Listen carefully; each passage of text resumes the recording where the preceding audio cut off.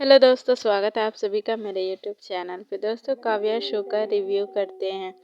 पिछले एपिसोड में हमने देखा कि काव्या का जो है इंटरव्यू लेने के लिए कोई और नहीं बल्कि आदि आता है और वो बहुत सारे सवाल करता है कि तो आपने कितने सारे कुर्बानी देकर यहाँ तक पहुँचा और अब आपको जो है अवार्ड मिलने वाला। आप तो बहुत खुश होंगे। जिसका तीखे तीखे जवाब देते हुए काव्या कहती है, हाँ हम बहुत खुश हैं और हम चाहेंगे कि आप वहाँ ना आए क्योंकि आप हमारी वाहवाही देख नहीं पाएंगे जब हमें अवार्ड मिलेगा। तो फिर ये सारी बातें होती है। फिर इंटरव्यू वगैरह ख़त्म हो जाता है। फिर काव्या को जो है कमिश्नर से मिलाया जाता है और वो कोई और नहीं है दोस्तों, ये जो नए शख्स की एंट्री हुई है इस शो में वो है ओमी के ससुर। जी हाँ, आप सही सुन रहे हैं। और जैसा कि उन्होंने बताया था कि हमारी भी 2 बेटियां हैं और उनकी खुशी जो है हमारे लिए बहुत ज़्यादा मायने रखती है। तो यही बड़ा ट्विस्ट है दोस्तों कि काव्या का जो है एक और दुश्मन सामने आ गया, जैसा कि उन्होंने धमकी भी दी थी बातों ही बातों में काव्या को।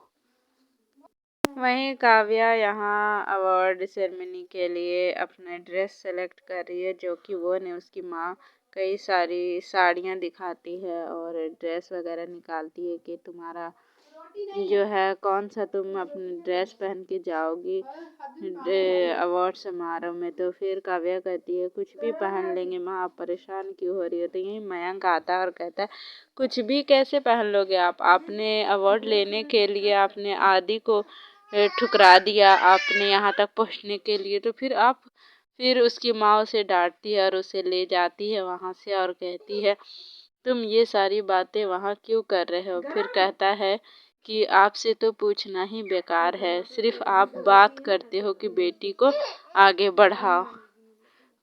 और आदि को लेकर भी कई सारी बातें करता है कि काव्या को उससे अच्छा पति कहीं नहीं मिलेगा और ये सारी बातें आप भी जानते हो लेकिन अनसुना कर रहे हो। तो फिर ये बोलते हुए मयंक जो है वहाँ से गुस्से में चला जाता है। फिर काव्या की माँ काव्या के पास जाती है और कहती है बेटा हम जानते हैं तुम हमसे कुछ छुपा रही हो और रीज़न कुछ और है उसे छोड़ने का, लेकिन ठीक है तुम जो कर रही हो हमें उम्मीद है तुम सही कर रही होगी। फिर काव्या कहती है आप परेशान क्यों हो रही हैं, इनमें आप सबकी कोई भी गलती नहीं है, मैं जो कर रही हूँ वो सब सोचकर कर रही हूँ और मैं गुस्सा इसलिए हूँ और परेशान क्योंकि हमारे ऑफिस में एक नए कमिश्नर आए हैं और वो हमें धमकी भी दी है बातों ही बातों में। अब समझ नहीं आ रहा है वो उन्होंने ऐसा क्यों किया।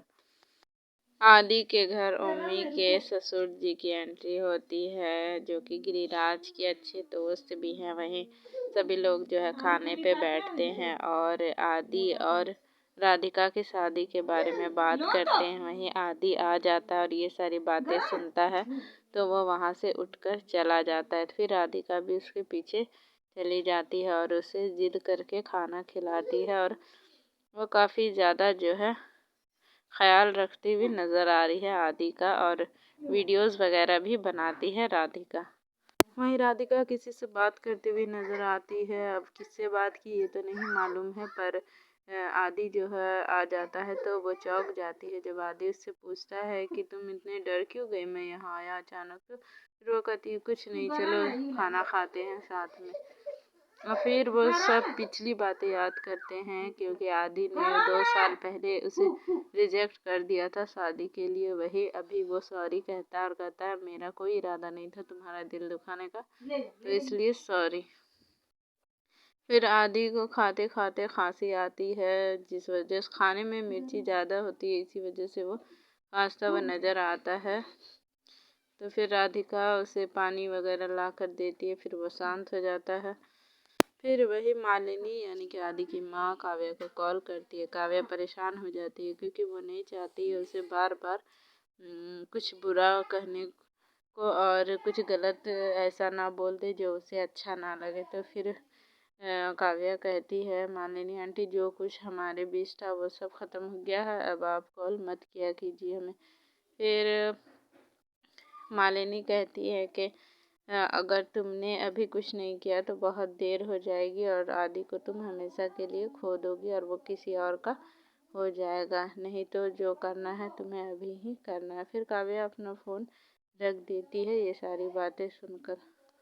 मालिनी जब ये सारी बातें कर रही होती है तो राधिका सुन लेती है और कहती है कि अगर मैं आदि के दिल में जगह बना लेती तो आपको ये सारी चीज़ें नहीं करनी पड़ती। छोड़िए आंटी सब बातों का, आपको जो भी काव्या को कहना है आप एक पेपर में लिख दीजिए या फिर मैं लिख देती हूँ, आप बोलते जाइए। फिर ऐसा ही करती है राधिका और फिर वो आदि के पास जाती है और कहती है कि मुझे भी उस लड़की को देखना है जिसने तुम्हारा दिल तोड़ा। राधिका कहता है मेरा उससे कोई वास्ता नहीं, मैं वहाँ काम करने जाता हूँ, ये सारी चीज़ें नहीं। आज के एपिसोड में तो यही तक था दोस्तों। अगर अच्छा लगा तो प्लीज़ वीडियो को लाइक करें, चैनल को सब्सक्राइब करें, ज़्यादा से ज़्यादा शेयर करें। मैं फिर मिलूँगी नेक्स्ट वीडियो में, तब तक बाय।